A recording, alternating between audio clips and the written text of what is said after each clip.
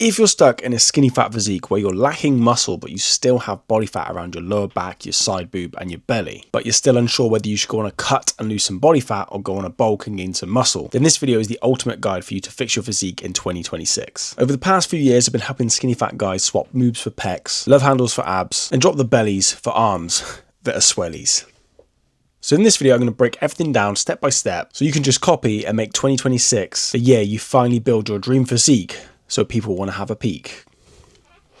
Okay, I'm going to stop with these silly phrases now. I thought they were quite good. So there are 5 steps that are critical to fix a skinny fat physique. So let's start with step 1, clarity. Now, the majority of men just wing everything and hope for the best. They try and lose belly fat by dropping their calories way too low, way too quick, way too soon. They do a bunch of cardio and have a go on machines in the gym. They jump from program to program, diet to diet, and just ultimately getting nowhere and sometimes even going backwards. And this is mainly down to the fact that their training and their nutrition lacks clarity, which is like jumping into a car and driving somewhere brand new and expecting to get there without a sat-nav or any road signs, and you're probably low on fuel and missing a tyre. Yeah, you might make some progress towards that destination, but you will certainly get lost and break down in the middle of nowhere. So to solve this, we want to get clear and specific on the goal so we can set directions to get there as fast as possible. In this case, to fix a skinny fat physique, we want to aim for a recomposition, to lose fat and avoid muscle loss. And as an added benefit, if you're still new to this, you can still potentially gain some muscle. This is a simple and clear goal, which means you can set things up very clearly to get there as quick as possible, which is like having a new car full of fuel and Google Maps helping you out. Quick, clear and simple. So how do you actually do a recomposition? So let's start with the most important part first.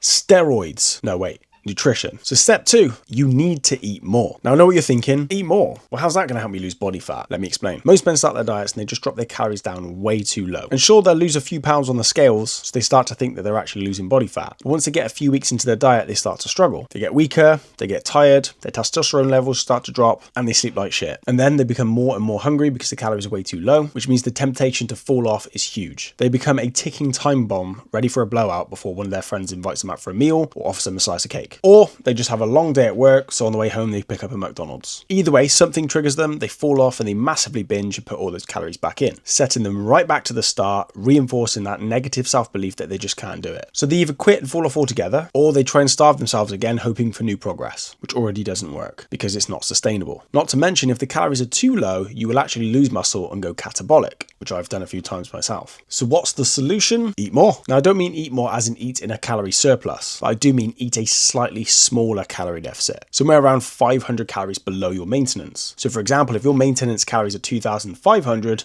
you'd aim for 2,000, because that 500 calories per day times 7 days of the week will equate to 3,500 calories of a deficit, which equates to 1 pound of pure body fat. And then the added benefits are, because you're eating more, you'll have better performance in the gym, faster recovery, you'll decrease the likelihood of you losing muscle on this recomposition. And like I said, if you're relatively new to the gym, you can still gain muscle whilst losing body fat, just like my client Reese, Tom and Matt did. And of course, if you eat more, it's easier to stick to it long term without falling off. So if you need to know how to set up these numbers precisely and how much protein you should be hitting, you can grab my free nutritional blueprint down below so you have clarity on those numbers, how to adjust and how to hit them. Now, of course, just having clarity on your nutrition targets isn't really enough to build a head-turning physique. So that's where your training comes in, which is step 3, get stronger. It's all well and good being in a calorie deficit and seeing the scales come down, but it's not so good if half the weight is muscle loss. And if you're skinny fat, the last thing on earth you want to be losing is the little muscle that you do have. So we need to train in a way that prevents this. And if we're lucky, potentially gain some muscle whilst we're losing that body fat. Now, most men, when they want to lose body fat, they just do endless amounts of cardio, a few fat burning classes, and a bunch of running. Or they start lightening the weights in the gym and go for the pump and the squeeze. All of which is great for fitness, conditioning, and health, but not really the best for keeping and retaining muscle, especially if you're in a calorie deficit. Because if you're eating less food and you're lifting less weight, and what you're putting your body through doesn't really require much lean mass,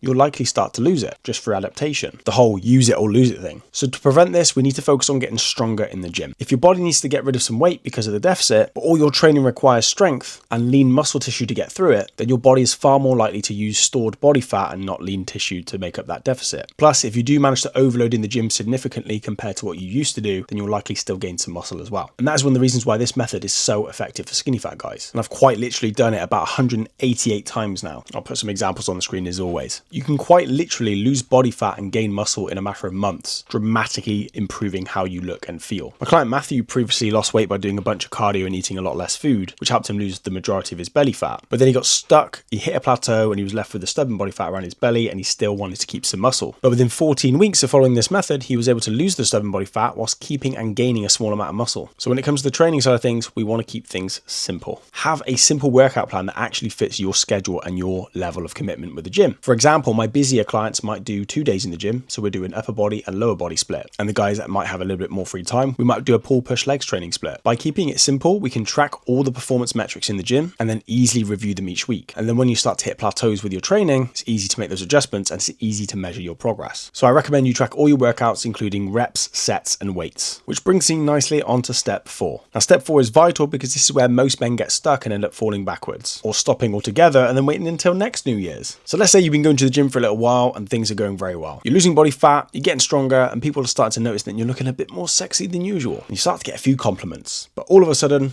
things stop working. You're not able to lift any more weights. You're not able to add any more reps. The scales aren't budging and your progress photos are looking the same. Congratulations, you've hit a plateau, which simply means your body has become fully accustomed to what you're putting it through. And that's why step 4 is adapting. Now, this is where things could become a little bit more tricky because several factors influence whether you hit a wall or not. Things like your training levels, your experience, stress, sleep, how accurate and how hard you're training, and of course, your genetics. Some guys hit a plateau in a matter of weeks. Some guys hit a plateau in a matter of months. Either way, a plateau is inevitable, which is why it's important to learn how to adapt and adjust as you improve. The way I fix this with clients is we track everything and then review it each week. So we track their weigh-ins, their photos, their performance, of course, their progress photos, their overload in the gym, and everything else that goes into their week, how stressed they are, how much sleep they're getting, how accurate they're hitting their food. And then we review that data every single week to make sure things are spot on and we're seeing progress. And if not, we simply refer back to the data and make the relevant adjustments to avoid wasting time and to push past that plateau immediately, which is why their transformations are so quick, like Reese, which was just 12 months. If he just relied on guesswork and wasn't sure what to do, he probably wouldn't have achieved this in such a short amount of time, considering how much fat he's lost and how much muscle he's gained. Another example is my client Avi. He hit a plateau on his cut where he's got stuck with stubborn body fat around his back and lower belly. His training was fantastic, his nutrition was 10 out of 10, but it turned out his body had hit some metabolic adaptation. So simply put, his body was very happy and comfortable at the calories he was at, even though technically on paper he was still in a calorie deficit. So we had 2 options. Update his training plan to increase demand on lean mass, which given how busy he was just wasn't an option. Or we started implementing refeeds to break the calorie pattern and also boost his performance and recovery. So that's what we did. We strategically added a refeed day once every 2 weeks so that Avi was able to continue to perform in the gym, boost his metabolic rate, overload a little bit more without taking more time in the gym, and avoid remaining stuck at that plateau, which worked because he was able to lose the lower back fat and get shredded and bring in his abs, whilst keeping as much muscle as possible and also being one of the busiest people I've ever known in my life. And avoiding these plateaus and making those adjustments was an absolute vital step for myself as well. During my first few years, I hit a plateau really early on and I didn't even know it. I was training really well, I was eating really well and eating all the right foods, but I just looked the same for several years. Scales didn't change, nothing changed. Turns out I needed to adjust my food and update my training program to have a little bit more progressive overload. Once I did this, I was able to gain over 40 pounds over the next few years completely natural. And that's why adjusting and adapting is absolutely vital for anyone's transformation, because your body will adjust to what you put it through. What got you here won't get you there, which is why you need to make adjustments over time. So to keep things simple for you to follow, track your scale weight as often as you can, take progress photos once per week and compare them once per week, track all your food, calories and macros, and then track your performance in the gym to make sure things are progressively improving. And if not, you have all the data you need to make some adjustments. Now, if you follow all of this perfectly, or at least the best you can, you should be able to get pretty lean whilst keeping and gaining some muscle over the next few months. But let's say you actually reach your end goal. You get shredded, you keep muscle, and you're really, really happy with how you look and feel. And there's 2 options here. You either want to stay there and maintain, or you want to add some more muscle and build up some more size now that you're lean. So how do you do that? Do you just start eating loads more food? Do you eat chicken and broccoli and rice forever? Do you live in the gym Monday through Monday, 7 days a week? Or do you completely fall off and go backwards and then have to try and build it back next year?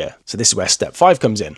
Reverse. Once you've gotten lean enough, you don't want to just suddenly drop the ball and put all the weight back on, which is why it's absolutely vital that once you get lean, you learn how to reverse diet correctly, just to bring your diet back to some form of normality and to prep yourself to do a lean bulk. So many dudes just finish their cut and go, finish the cut, nice, where's Papa John's? Boom, they put the calories right up to 4,000, they get fat, and then 2 months later, they knock on my door going, whoops. So we must do this part correctly. This is how you tie a knot on the whole transformation. Now, to do this, you can reuse your nutritional blueprint to work out your new maintenance maintenance. Now you've gotten leaner and gained some muscle. And then you're going to slowly build up your calories to this point to allow your body to metabolically adjust and adapt. This helps you stay lean, but it also improves your performance and strength because the added calories and the added carbohydrates. So you can either maintain at this point, or you can add a small amount of calories in a surplus, around 200 to 300 to 500, and then start a lean bulk by slowly building up those calories and slowly adding more repetitions to your workouts to increase muscle hypertrophy. It really depends on your end goal. Now, if you want some help implementing this and guaranteeing that 2026 is the year you finally get the head turning transformation you've always wanted, you can apply down below to work with me one-to-one, which is exactly what these guys did, and it paid off. And if you want to know more about how you can fix the skinny fat physique without jumping from cuts and bulks and getting nowhere, you can watch this video over here, which will walk you through the process. And if you watched this video this far, drop a comment, banana,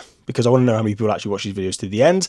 And I want to wish you a happy new year, and I hope you have the best 2026 ever, even though there is only one 2026. But I hope next year, or this year, is the absolute best for you. And if you have watched this far, leave a like. I should have said that at the beginning. Yeah, hope this video helps. Let's have the best year ever, guys. Let's do it.